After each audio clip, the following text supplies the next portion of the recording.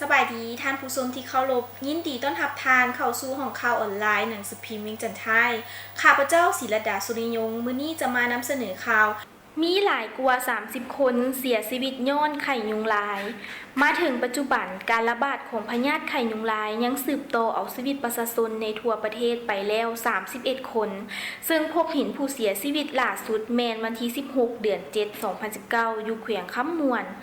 กระทรวงสาธารณสุขได้รายงานในตอนบ่ายวันที่17เดือน7 2019นี้ว่าพยาธิไข้ยุงลายได้มีการระบาดเกิดขึ้นเป็นวงกว้างส่งผลให้มีกรณีคนเจ็บเพิ่มขึ้น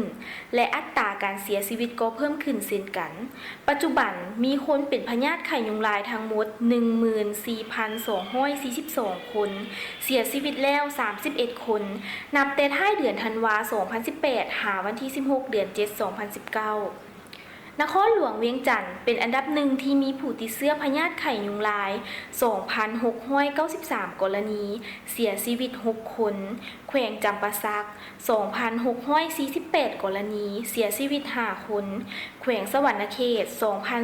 2,438 กรณีเสียชีวิต10คนและแขวงอื่นๆแขวงที่ยังบ่ทันมีการรายงานคนเป็นไข้ยุงลายแม่นแขวงหัวพัน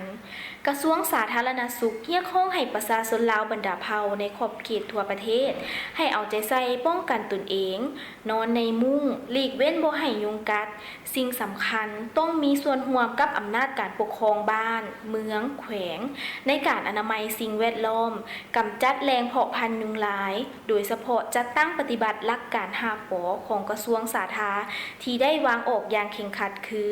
ป.ปิดปกปิดภาชนะที่กักเก็บน้ำทางในและนอกเหือนบ่ให้ยุงลายมาไข่ใส่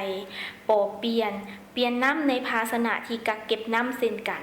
เช่นเต้าดอกไม้น้ำหองตีนตู้และอื่นๆป.ปล่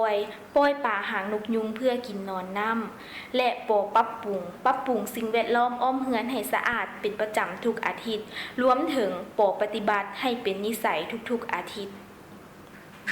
มาฮอดนี้การรายงานข่าวได้สิ้นสุดลงแล้วขอขอบใจสำหรับการติดตามรับชมและรับฟัง